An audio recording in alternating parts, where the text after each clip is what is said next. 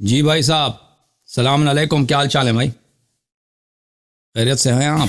وعلیکم السلام. کیسے ہیں سر جی؟ خیریت سے ہیں؟ اللہ تعالیٰ کا احسان ہے. کہاں سے کال کیا آپ نے؟ میں نے کوہاٹ پاکستان سے کال کی ہے.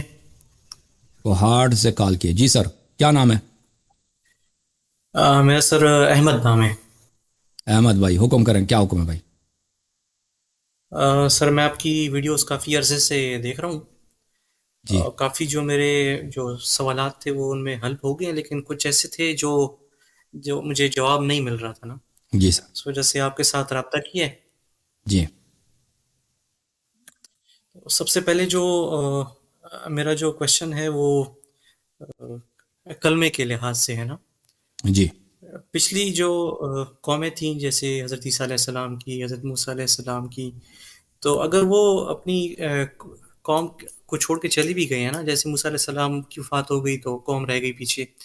انہوں نے ان کا جو کلمہ تھا وہ وہی رہا تھا، وہ چینج نہیں ہوا تھا. لیکن یہ جو شیعہ مسلک کا جو کلمہ ہے وہ آخر میں تھوڑا سا میں نے اس طرح سنا ہے کہ تھوڑا چینج ہے نا.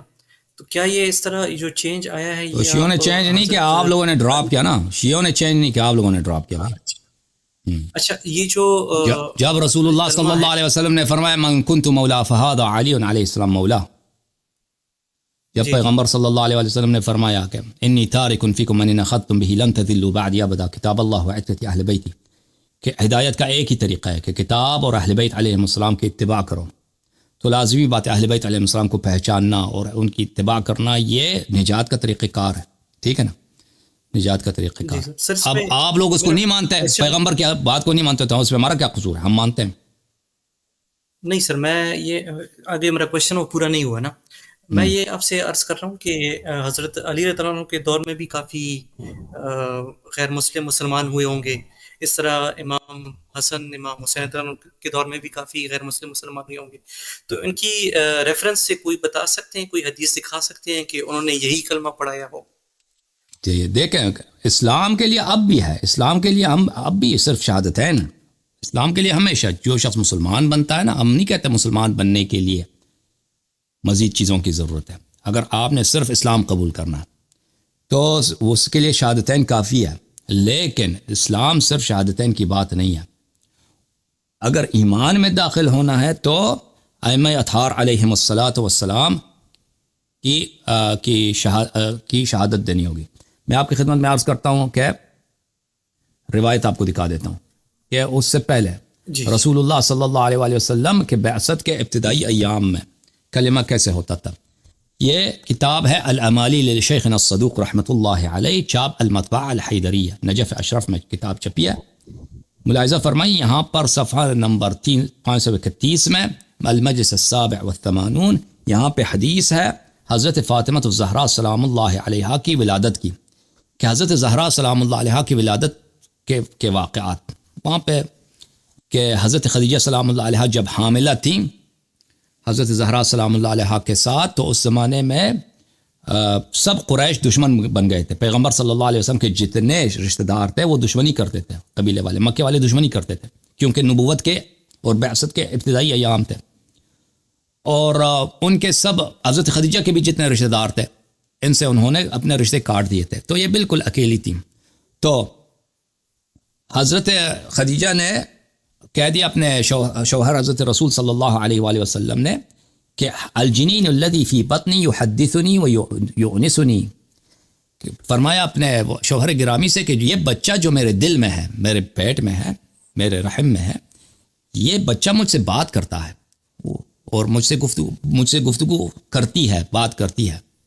قال یا خدیجہ ھذا جبرائیل، حضرت رسول صلی اللہ علیہ وسلم نے کہا کہ اے خدیجہ یہ جبرائیل میرے پاس آیا، یخبرنی یبشرنی، جبرائیل مجھے بشارت دے رہا ہے، انہا انثی، کہ یہ بچی ہے، وانہا النسلۃ الطاہرۃ المیمونہ، اور یہ پاک نسل طاہر میمون بابرکت بامیمنت بابرکت نسل ہے. وان اللہ تبارک و تعالی سیجعل نسلی منہا، اور اللہ تعالیٰ میری نسل انہی آپ کی اسی بیٹی سے رکھے گی. وسيجعل من نسلها أئمة ويجعلهم خلفاءه في أرضه بعد انقضاء وحيه، اور انہی کے نسل سے 12 امام آئیں گے، ائمہ اطہار علیہ السلام آئیں گے، اور اللہ تعالیٰ خلافت امامت کو نبوت کے بعد انہی میں رکھ دے گا.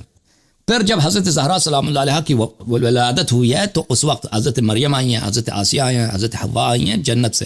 یہ خواتین جنت آئی ہیں اور حضرت خدیجہ سے کہا ہے کہ آپ زوجہ نبی صلی اللہ علیہ وسلم ہیں, آپ کی یہاں پہ ولادت, آپ نے بچہ دنیا میں پیدا لانا ہے تو یہاں پہ آپ کی خدمت کے لیے کوئی نہیں. اللہ تعالیٰ نے ہمیں حکم دیا ہے کیونکہ قریش والوں نے سب آپ سے بائیکاٹ کیا تو ہم آپ کی خدمت کے لیے ہیں. تو بہرحال ان کی جب پیدائش ہو گئی ہے, حضرت زہرا سلام اللہ علیہ جب دنیا میں آئیں تو انہوں نے سب سے پہلے جو جملے کہے ہیں اس طرح ہے, فَنَطَقَتْ فَاطِمَةُ بِالشَّهَادَتَيْن, انہوں نے شہادتین پڑھی ہے. وَقَالَتْ أَشْهَدُ أَن لَا إِلَهَ إِلَّا اللَّهُ وَأَنَّ أَبِي رَسُولُ اللَّهِ صلی اللہ علیہ وآلہ سید الانبیاء. میں شہادت دیتا ہوں کہ اللہ وحدہ لا شریک ہے اور میرے والد گرامی رسول اللہ صلی اللہ علیہ وآلہ وسلم سید الانبیاء ہیں. وَأَنَّ بَعْلِي سید الاوصیاء, اور میرے شوہر سید اوصیاء ہیں. وَوُلْدِي سَادَةُ الْأَسْبَاط, اور میرے جو بیٹے ہیں, میرے جو فرزند ہیں, یہ سب انبیاء کے اوصیاء جو ہیں ان اوصیاء کے یہ سردار ہیں. ثم سلمت علیہن, پھر انہوں نے حضرت حوا پر, حضرت آسیہ پر, حضرت مریم پر, ان جنتی خواتین پر, حضرت موسیٰ علیہ السلام کی جو بہن ہیں ان پہ انہوں نے سلام دیا. اچھا, تو یہ واضح طور پر ہے کہ یہ رسول پاک صلی اللہ علیہ وآلہ وسلم کے ابتدائی ایام میں اس زمانے میں بھی ایک اسلام کا کلمہ ہے. اسلام کا کلمہ اس وقت بھی شہادتین تھا, آج بھی شہادتین ہے. اس میں نہ ابو بکر کا ذکر ہے نہ کسی کا ذکر ہے. لیکن ایمان کا جو کلمہ ہے اس وقت بھی آج بھی ائمہ اطہار علیہم الصلاۃ والسلام کی وہ ہے کی امامت کی شہادت ہے. جی مزید بولیں. سر میرا نیکسٹ کوشچن ہے کہ یہ شیعہ مسلک والے یا علی مدد کہتے ہیں نا, یہ کس کانٹیکسٹ میں کہتے ہیں؟ یہ میں آپ کی ویڈیوز دیکھ چکا ہوں, اس کو مجھے کانٹیکسٹ مجھے پتہ چل گیا ہے نا. لیکن میرا کوشچن یہ ہے کہ جیسے حضرت محمد صلی اللہ علیہ وسلم حضرت علی عنہ سے زیادہ افضل ہیں, تو پھر پکارنا تو ان کو پھر چاہیے زیادہ. بالکل کوئی منع نہیں ہے. قید اگر کوئی قید ہے, لیکن ہم بالکل کہتے ہیں کہ رسول اللہ صلی اللہ علیہ وسلم افضل ہیں, یا رسول اللہ کہہ دو, کوئی بات نہیں, اور یا رسول اللہ کہہ دو. دیکھیں آپ, دیکھیں میں نے کسی شیعہ قل ادعوا اللہ او ادعوا الرحمن, دیکھیں کون سا اسم افضل ہے. اسم اللہ افضل ہے نا الرحمن کے مقابلے میں. اللہ جو ہے علم ہے, پروردگار عالم کا. رحمان بھی علم ہے, اسم ہے ان کا, لیکن جو معنی اللہ میں ہے وہ رحمان میں نہیں ہے. قل ادعوا اللہ او ادعوا الرحمن, چاہے تم اللہ پکارو یا رحمان پکارو, اس میں کوئی منع نہیں ہے. اللہ کا اسم زیادہ افضل ہے. آپ کوئی اللہ نہ کہے, کوئی رحمان کہہ دے, کوئی کہہ دے کہ یا رحیم کہہ دے, یا حنان یا منان, اللہ کے اسماء زیادہ. اسی طرح رسول اللہ صلی اللہ علیہ وسلم بلا شک بلا ریب افضل ہیں. ہم بالکل ہماری کتابوں میں ہمیشہ ہمارے کتابوں میں زیارات ہیں کہ تم کس طرح زیارت کرو. لیکن ائمہ اطہار علیہ السلام کی جانب سے ہیں, یہ سب حدیث ہیں کہ تم کس طرح رسول اللہ صلی اللہ علیہ وسلم کو پکارو, امیر المؤمنین علیہ السلام کو پکارو. یہ بہت زیادہ ہیں, اتنے زیادہ ہیں کہ بے حساب. ان سب میں سب سے پہلے رسول اللہ صلی اللہ علیہ وسلم کا ذکر ہے, السلام علیک یا رسول اللہ. اس کے بعد امیر المؤمنین علیہ السلام کا ذکر ہے.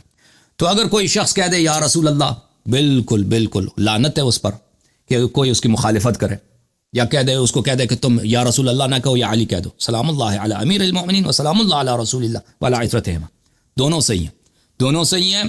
بالکل اگر کوئی رسول اللہ صلی اللہ علیہ وسلم کو پکارتا ہے تو وہ بہت اچھا کام کرتا ہے, بلا شک بلا ریب ہم اس کی تائید کرتے ہیں. جی مزید بولیں. جی اچھا سر, یہ ایک آپ کی ویڈیو میں دیکھ رہا تھا سر, اس میں آپ نے کہا تھا کہ امام کو اپنے سے پہلے زمانے کا اور اپنے بعد والے آنے والے زمانے کا سارا علم ان کے پاس موجود ہوتا ہے نا, یہ صحیح کہہ رہا ہوں سر میں؟ جی. تو سر میرا کوشچن یہ تھا کہ رسول اللہ صلی اللہ علیہ وسلم بھی تو بقول آپ کے امام تھے نا, اور یہ جو قرآن میں سر ایک واقعہ آیا ہے کہ کفار نے رسول اللہ صلی اللہ علیہ وسلم سے کچھ سوال کیے تھے اور رسول اللہ صلی اللہ علیہ وسلم نے وہ انشاءاللہ کا لفظ نہیں یوز کیا تھا, جس کی وجہ سے وہی ڈیلے ہو گئی تھی. تو اگر امام کو سب کچھ پہلے اور بعد کا پتہ ہے تو پھر تو ان کو وہ جواب پتہ ہونے چاہیے تھے نا.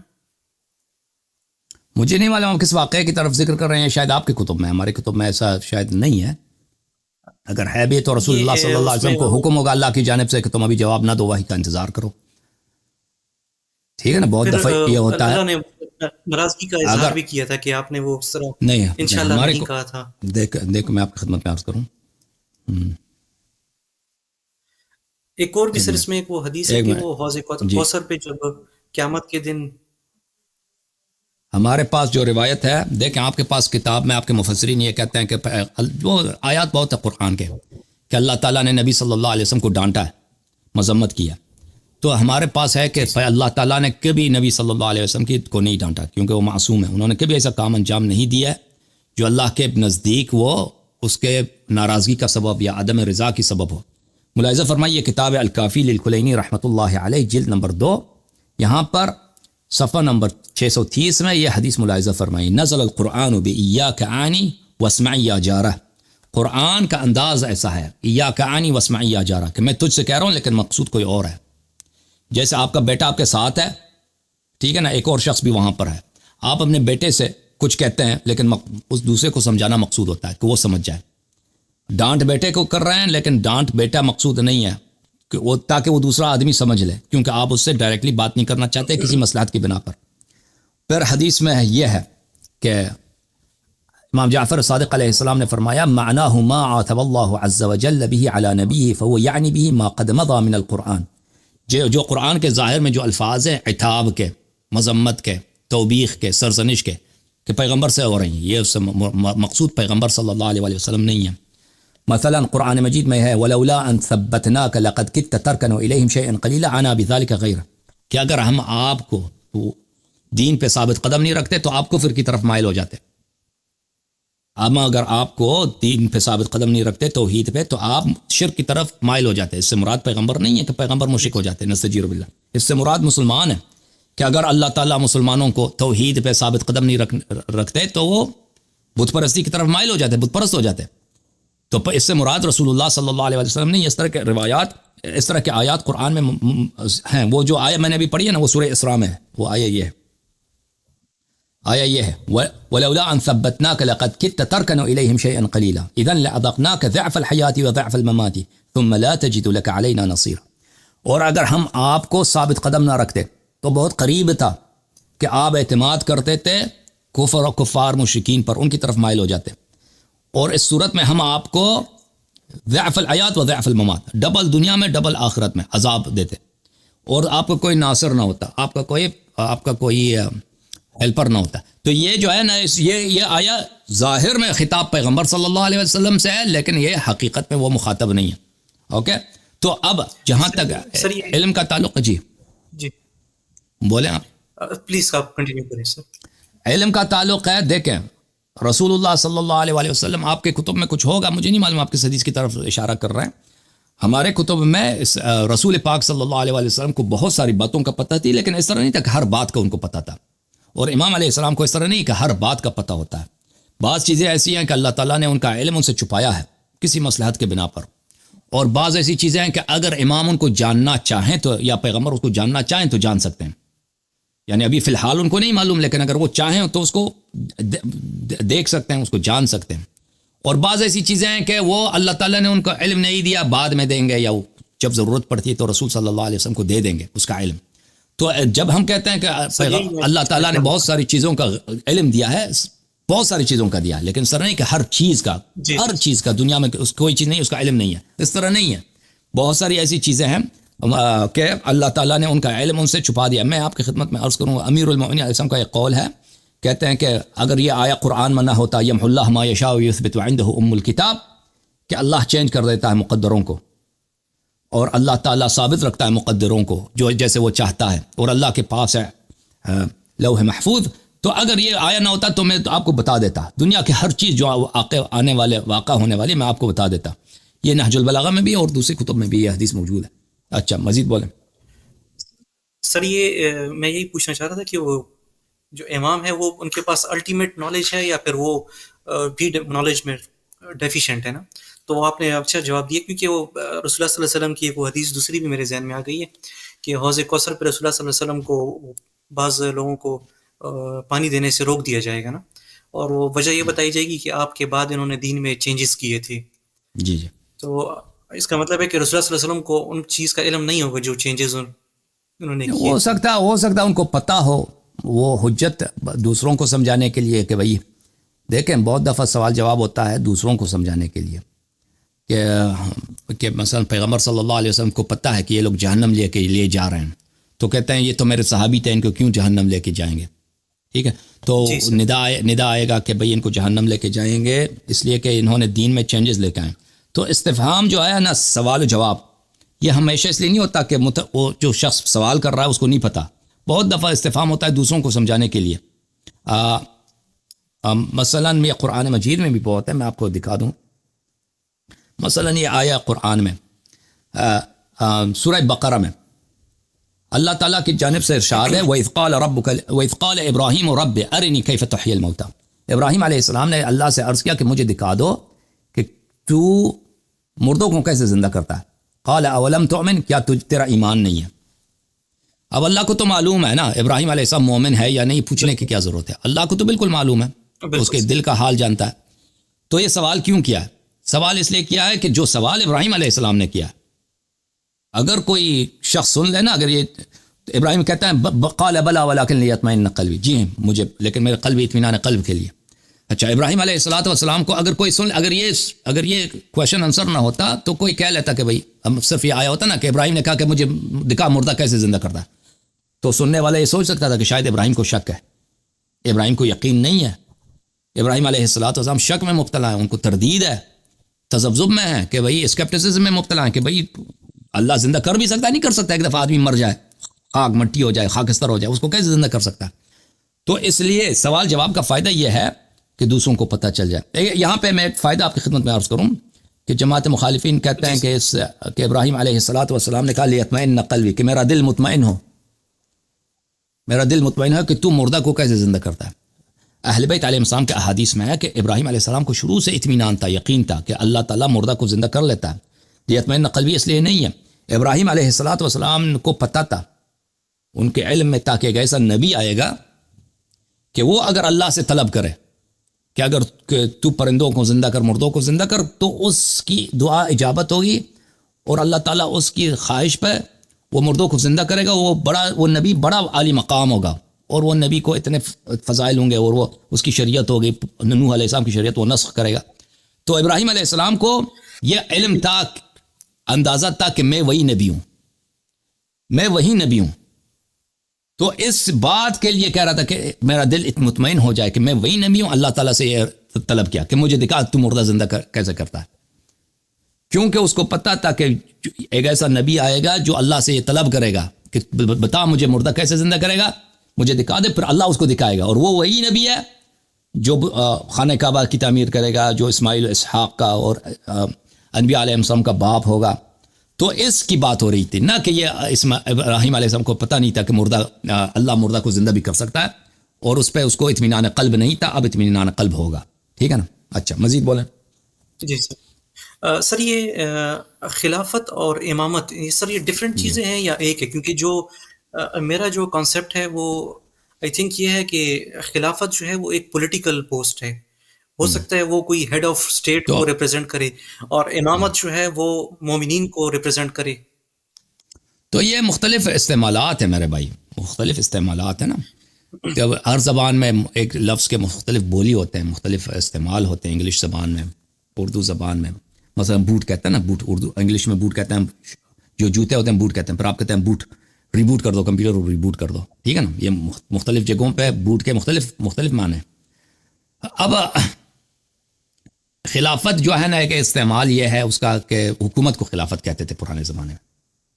اب حکومت کو خلافت اب نہیں بولتے، ہم کہتے ہیں حکومت پاکستان، ہم کہیں گے حکومت ایران۔ بالکل سر۔ لیکن ایک زمانہ تھا کہ ہم حکومت کو مسلمان خلافت کہتے تھے، خلافت عثمانی، خلافت فلانی، خلافت فلانی۔ تو اس کی وجہ یہ تھی کہ جو شخص وہاں پہ جو حاکم اعلیٰ ہوتا تھا اس کو خلیفہ کہتے تھے، خلیفہ، اور وہ خلیفہ اس لیے کہلاتا تھا کہ خلیفہ کے لفظی معنی ہیں جانشین کے، سکسیسر، جانشین، وارث۔ تو وہ اس کا ادعا یہ تھا کہ میں نبی صلی اللہ علیہ وسلم کا وارث ہوں۔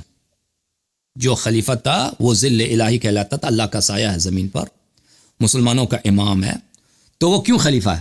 کیوں وہ اس کو میں کیوں خلیفہ نہیں، میں کیوں بادشاہ نہیں، وہ خلیفہ ہے کیونکہ وہ جانشین ہے پیغمبر کا۔ تو اصل میں جو لفظی معنی ہے خلافت کے، کیا معنی ہے لفظی معنی؟ خلیفہ کے معنی ہے جانشین۔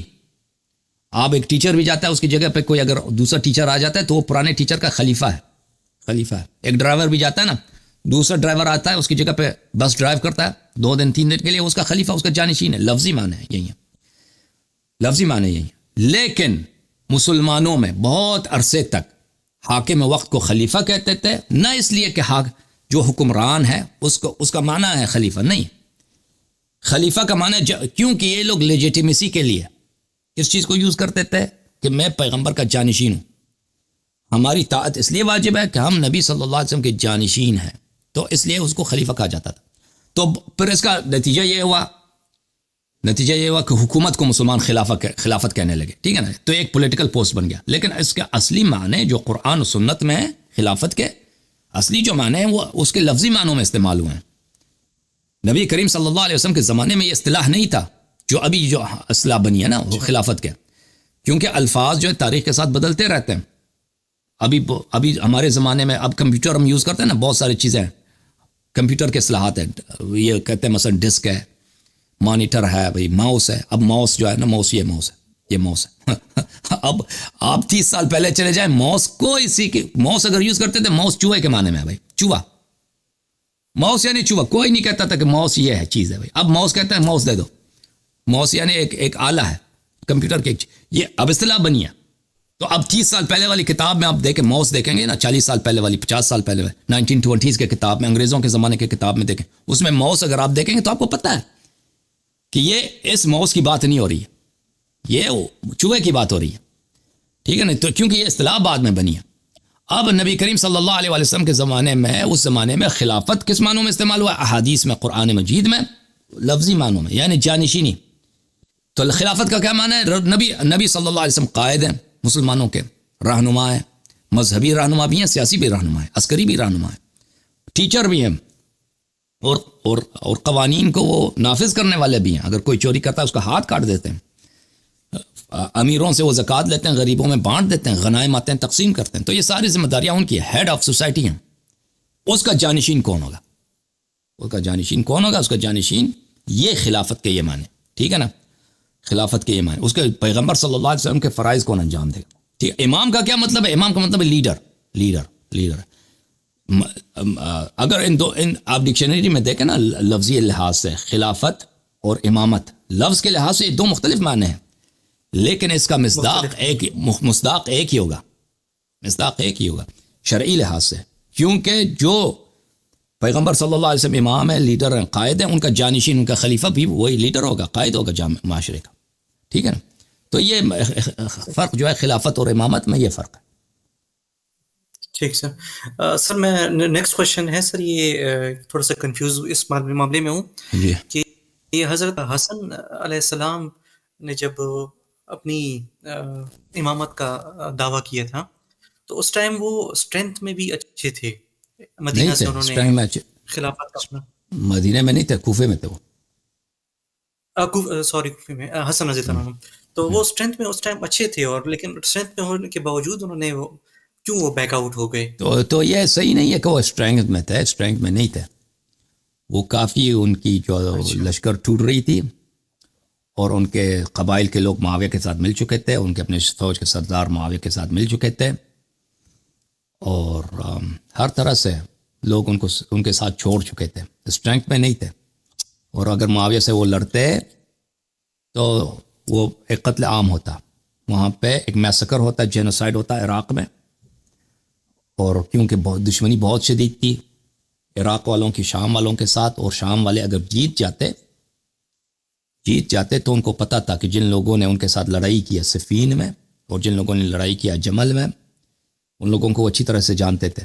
تو ان کو وہ کیا کرتے, میسکر کرتے, قتل عام ہو جاتے وہ. اور امام حسن علیہ السلام بھی شہید ہوتے, امام حسین علیہ السلام بھی شہید ہوتے, ان کے اہل خانہ سب شہید ہوتے, بچے سب قتل ہو جاتے. یعنی وہی جو کربلا میں ہوا تھا, بہت بڑے پیمانے پر, 1000 گنا بڑے پیمانے پر, 10,000 گنا بڑے پیمانے پر پورے عالم اسلام میں پیش آ جاتا, اور ایک طرح سے ایسا مسکر ہوتا کہ اس کی کوئی تاریخ میں مثال نہیں ہے. کیوں؟ اس کی وجہ کیا ہے؟ اس کی وجہ یہ ہے کہ امام حسن علیہ السلام کے ساتھ لوگ نہیں تھے, لوگ ان کے ساتھ چھوڑ چکے تھے, اور لوگ تقریباً ان کی فوج معاویہ کے ساتھ مل چکی تھی, اور ان کے اپنے فوج کے جنرل معاویہ کے ساتھ انہوں نے سازش کیا تھا کہ جب آپ چاہیں, معاویہ سے کہا تھا جب آپ چاہیں میں ان کو قیدی بنا کر آپ کے حوالے کر دیتے, ان کا ہاتھ باندھ کے آپ کے حوالے کر دیتے. تو اس وجہ سے کہ وہ لوگ معاویہ رشوت دیتے تھے، وہ رشوت باندھتے تھے، اور یہ لوگ دنیا پرست لوگ تھے. یہ دنیا پرست لوگ تھے اور مخلص لوگ بہت کم تھے، نہایت کم تھے امام حسن مجتبیٰ علیہ السلام کے ساتھ. اور ان مخلص لوگوں کے ساتھ، ان کی نصرت کے ساتھ وہ کبھی نہیں لڑ سکتے تھے. ان کو جو حکومت ملی امام حسن مجتبیٰ علیہ السلام کو اپنے والد سے وراثت میں ملی. ان کے والد صاحب امام امیر المؤمنین علیہ السلام اپنے آخری ایام میں جی لوگ بالکل ان کے ساتھ چھوڑ چکے تھے. اس کی وجہ یہی تھی کہ جو قبیلے کے سردار تھے، جو فوج کے سردار تھے، وہ اکثر یہی چاہتے تھے کہ ان کو زیادہ سے زیادہ وہ خیانت کریں، غداری کریں، چوری کریں، غنائم میں سے زیادہ مال اٹھائیں. تو ان کو یہ حق ہو، کوئی ان کو منع نہ کرے، اور ان کو گورنرشپس ملے، ان کو بیت المال میں جیسے وہ چاہیں وہاں سے اٹھا لیں ان کی مرضی. تو امیر المؤمنین علیہ السلام یہ تو کرتے نہیں تھے کہ وہاں پہ قانون کی حکومت تھی کہ ایک فقیر کو اتنا ہی ملے گا جو ایک فوج کے سالار کو ملے گا. اور معاویہ وہاں سے دوسری طرف سے ان کو رشوت دیتا تھا کہ ہمارے ساتھ آ کے ملو. تو اس لیے تو اس کی کہانی کافی لمبی ہے. جی سر. تو یہ آپ کو جو بتایا جاتا ہے کہ امام حسن مجتبیٰ علیہ السلام کا، تو اس کی وجہ نہیں ہے نا، یہ تو بیوقوفی ہے. کیوں معاویہ کو حکومت دے دیں اگر مجبوری نہیں ہے؟ کیوں دے دیں؟ بالکل کیوں دے دیں بھائی؟ معاویہ ان سے بہتر ہے. کوئی قیاس ہے معاویہ اور امام حسن مجتبیٰ علیہ السلام میں؟ کوئی قیاس ہی نہیں ہے، کوئی مقابلہ ہی نہیں ہے کہ آپ اس کو دے دو. وہ آپ سے بہتر ایڈمنسٹریٹر ہے، اس میں عدالت ہے، علم ہے، فقہ ہے، کچھ بھی نہیں ہے. کیوں اس کے حوالے کر دو؟ بالکل کوئی اس طرح نہیں ہو ہی نہیں سکتا. جی ہاں. لیکن سر 6 تک تو سر وہ خلیفہ رہے ہیں نا سر، یعنی حکومت ان کے ہاتھ میں 6 مہینے حکومت ان کے ہاتھ میں رہی ہے. جی ہاں سر، اس ٹائم میں تو سر کافی ڈیولپمنٹ کر سکتے تھے سر وہ. تو جب ایک دفعہ دیکھیں، جب لوگ آپ کے ساتھ چھوڑ رہے ہیں نا، اور چھوڑ چکے ہیں، اور وہ دوسری طرف جانا مل رہے ہیں، اور جنگ کی حالت ہے، اور جنگ کی تیاری کر رہے ہیں، اور جنگ کی تیاری نہیں بن رہی ہے، تو نہیں بن رہی، ختم بات. جب لوگ ساتھ نہیں دے رہے، دیکھیں معجزہ کر سکتے تھے کہ وہ معجزہ کر لیں جی، لیکن رسول پاک صلی اللہ علیہ وسلم نے بھی اعجاز کے تھرو کبھی کوئی جنگ نہیں جیتی ہے نا. انہوں نے جب بھی جنگ کی ہے، ظاہری اسباب ہے، شہادت ہے، جہاد ہے، تلوار کے وار کھانا، تلوار کا وار مارنا. تو انہوں نے بہت کوشش کی امام حسن مجتبیٰ علیہ السلام نے اپنی جانب سے، لیکن وہ نہیں ہو سکا. اگر وہ جنگ کرتے تو وہ جنگ کرتے تو میں نے عرض کیا اس کا نتیجہ یہی ہوتا کہ میسکر نہیں، جینوسائیڈ ہوتا. جی اچھا سر، ایک یہ لاسٹ کویشچن ہے میرا. یہ امام بخاری ایک وہ ہے نا محدث ہیں جنہوں نے بک کوئی سنیوں کی وہ کمپائل کی ہے، تو وہ سر خود بھی اہل بیت کی فیملی سے بلانگ کرتے ہیں، لیکن شیعہ جو مسلک ہیں وہ بخاری اہل بیت میں سے نہیں، بخاری مجوس میں سے ہیں. بخاری جو ہے اس کے محمد ابن اسماعیل ابن جربزہ نام ہے میرے خیال میں، اس کے والد کا نام ہے، اس کے والد کا نام اسماعیل ہے، اس کے جد کا نام کیا ہے؟ میں اپنی نام دکھا دیتا ہوں. اس کے جد کا نام، اس کے دادا کا نام ہے، اس کے دادا جان کا نام میں آپ کو دکھا دیتا ہوں. وہ مجوسی تھا، اس کا دادا اچھا زردشتی تھا. میرا سر جہاں تک وہ میرا علم ہے، یہ بخاری تو یہی سید فیملی سے بلانگ کرتے ہیں. نہیں، وہ بخارا سے تھا بھائی. یہ کتاب ہے البخاری. وہ کب سے ہوتا بھی تو کوئی فرق نہیں پڑتا نا، اگر ہوتا بھی کوئی اتنا فرق نہیں پڑتا اس سے کہ وہ اس کا نسل کیا ہے بھائی. آدمی کا اپنا کردار ہوتا ہے نا بھائی، اس کے نسل سے تعلق نہیں پڑتا. اب بخاری جو ہے اس کے کس نسل سے ہے، کس فیملی سے ہے، اس سے اتنا فرق نہیں پڑتا. بہت سارے لوگ ہوتے ہیں نا اس کے مشہور فیملی سے ہوتے ہیں پر وہ کام گھٹیا کرتے ہیں، اور بہت سارے لوگ ہوتے ہیں ان کے فیملی بیک گراؤنڈ اتنی اونچی نہیں ہوتی لیکن کام بہت اعلیٰ کرتے ہیں. یہ تو بہت ہوتا ہے دنیا میں. یہ کتاب ہے بخاری، چاپ دار احیاء التراث العربی. یہاں پہ اس کا شروع میں وہ ترجمہ محمد ابن اسماعیل البخاری، اس کا جو ہے بایوگرافی ہوا عبداللہ محمد ابن اسماعیل ابن ابراہیم ابن المغیرہ ابن بربزہ الجعفی البخاری. وبربزہ معناہ الزارع کان مجوسیا ومات علی ذلک. اس کا جو دادا تھا، بربزہ کا معنی ہے کسان، وہ مجوسی تھا اور مجوسی دین پہ مرا ہے. ٹھیک ہے نا. ہاں، تو یہ جو ہے عرب سے نہیں ہے، یہ لوگ بخارا کے ہیں. اور بخارا کے وہ لوگ اس زمانے میں، بخارا اب بھی ایک فارسی زبان شہر ہے، آپ کو پتہ ہے بخارا جو ہے ازبکستان میں پڑتا ہے، بخارا یہ سمرقند یہ جو ہے فارسی زبان علاقہ ہے، یہ اسٹالن کے زمانے میں یہ سب یہ ان کو اس کو ازبکستان میں شامل کس نے کیا؟ اسٹالن نے کیا، سوویت یونین کے زمانے میں۔ یہ جو ہے یہ ازبکوں کا علاقہ نہیں ہے، بخارا، سمرقند، ترمز، یہ علاقہ فارسی زبان علاقہ ہے، لیکن وہاں پہ جو ہے سوویت یونین کے زمانے، کیونکہ سوویت یونین نے تو فتح نہیں کیا تھا، یہ زار نے فتح کیا تھا 1800s میں، یہ فتح ہوئے تھے علاقے، یعنی اس زمانے میں جب رشیا جو تھا ابھی بادشاہت کا زمانہ تھا رشیا میں، رشیا کے بادشاہ نے ان علاقوں بہت سارے مسلمان علاقوں کو انہوں نے فتح کیا تھا، تو ان علاقوں کو جب فتح کیا تھا پھر سوویت یونین بنی تھی، سوویت یونین کے زمانے میں اسٹالن نے یہاں پہ مختلف ریپبلکس بنائے تھے، تو اس نے بخارا کو ازبکوں کو دے دیا، یعنی ازبک میجورٹی کنٹری میں آ گیا، وإلا یہ بخارا، سمرقند، ترمز یہ علاقے سب فارسی زبان، اب بھی جو ہے بخارا کے لوگ وہاں پہ فارسی زبان لوگ بہت، اب مجھے نہیں معلوم اکثریت ہے، یعنی اب تو پاپولیشن بہت تبدیل ہو گئی ہے، لیکن اب بھی یہ لوگ فارسی زبان تھے میرے خیال میں، مجھے نہیں لگتا کہ یہ ازبکی زبان یا ترک زبان ہوں گے، یہ شاید فارسی زبان لوگ تھے۔ جی سر، بہت شکریہ سر، آپ نے تھینک یو، اللہ آپ کو جزائے خیر دے، بہت مہربانی، تھینک یو بہت سر، مہربانی، اللہ آپ کو عزت دے، تھینک یو سر۔